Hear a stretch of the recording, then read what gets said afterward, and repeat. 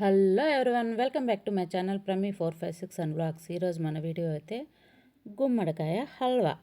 గుమ్మడికాయ ఓ అద్భుతమైన కాయగూర అని చెప్పుకోవచ్చండి. ఇది నేను మా పుట్టింటి నుండి తీసుకొని వచ్చాను. 6 మంత్స్ అయింది దాదాపు తీసుకొచ్చి. గుమ్మడికాయ అయితే చెడిపోదండి, చాలా రోజుల వరకు నిల్వ ఉంచుకోవచ్చు. ఇది కొద్దిగా పండు అయినది, ఇక్కడికి తీసుకొని వచ్చినాక చాలా పండు మాగిపోయింది. రుచికి ఆరోగ్యానికి గుమ్మడికాయని మించింది లేదు. అలాగే దీన్ని కూర కూడా వండుకోవచ్చు, కొంతమంది పులుసు కూడా పెడతారు.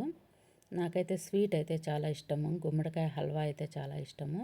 నేను పైన అంతా చెక్కు తీసిచ్చేస్తే కట్ చేస్తే మా వారు సన్నగా కట్ చేస్తున్నాడు. ఎక్కువ అవసరం లేదంటే చాలా సన్నగా కట్ చేస్తున్నాడు ఆయన. మా బాబు బెల్లం దంచుతున్నాడు, చిన్నగా ముక్కలు ముక్కలుగా దంచుతున్నాడు. ఇదైతే ఈ పీస్ పక్కన ఉంచేసానండి, అలాగే ఫ్రిడ్జ్లో పెట్టేశాను. అలాగే చూడండి, ఇలా అంతా చెక్కు తీసేయాలా. దాని తర్వాత ఇలా సన్నగా ముక్కలు ముక్కలుగా కట్ చేసుకోవాలి. కొద్దిగా పెద్దగా కట్ చేసుకున్నా ఏం కాదు, వాటర్ కంటెంట్ ఉంటుంది కాబట్టి ఇది వేయిస్తున్నప్పుడే మెత్తగా అయిపోతుంది. కానీ మా వారు మళ్ళీ రుద్దాల్సిన పని లేకుండా చాలా సన్నగా కట్ చేసేసినాడు. యాంటీ ఆక్సిడెంట్లు ఇందులో పుష్కలంగా ఉంటాయి కాబట్టి కంటి ఆరోగ్యాన్ని కూడా మెరుగుపరుస్తుందండి. ఇందులో బూడిద గుమ్మడికాయ కూడా ఉంటుంది, దానివల్ల నా జ్ఞాపక శక్తి చాలా బాగా ఇంప్రూవ్ అవుతుంది.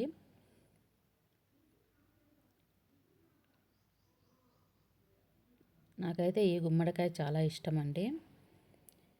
ఇందులో ఉండే ఫైబర్ జీర్ణ వ్యవస్థకు మేలు చేస్తుంది. ఇప్పుడు మనము స్టవ్ పై కడాయి పెట్టుకొని నెయ్యి వేసుకున్నానండి. కొద్దిగా నెయ్యి వేసుకొని జీడిపప్పు అలాగే బాదం పప్పు బాగా వేయించుకున్నాను దోరగా. ముందుగా జీడిపప్పు వేయించేసాను. నేను బాదం పప్పు అయితే వేయించడం చూపించలేదు, మర్చిపోయాను, సారీ ఏమనుకోకండి. జీడిపప్పు బాగా ఎర్రగా వేయించాలి దోరగా.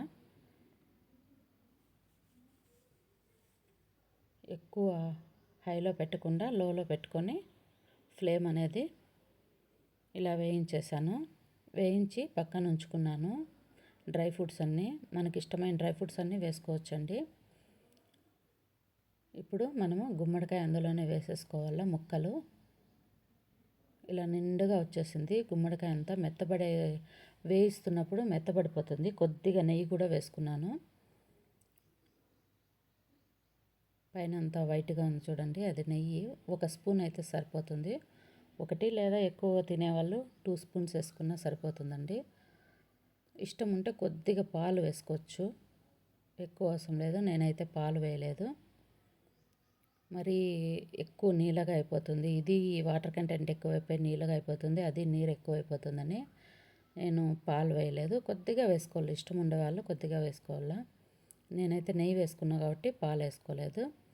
ఇప్పుడు అందులోనే ఒక 5 నిమిషాలు వేయించిన తర్వాత బెల్లం వేసేసుకోవాలండి. 1 కప్పు గుమ్మడి ముక్కలకు 1 కప్పు బెల్లం వేస్తే సరిపోతుందండి.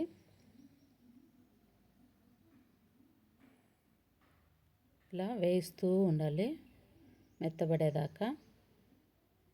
గుమ్మడి గింజలు కూడా చాలా ఆరోగ్యానికి మంచిది తింటే.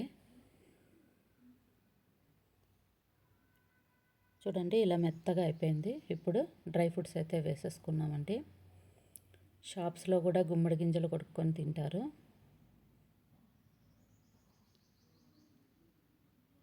నా ఛానల్ కనుక కొత్తగా ఎవరైనా చూస్తున్నట్లయితే ప్లీజ్ సబ్స్క్రైబ్ మై ఛానల్ అండి. అలాగే చిన్న లైక్ అయితే ఇవ్వడం మర్చిపోకండి.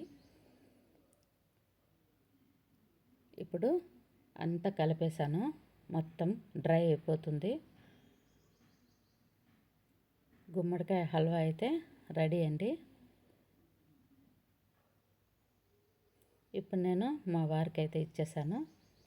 ఆయనకు సిగ్గు, తిని టేస్ట్ అయితే చెప్పరు.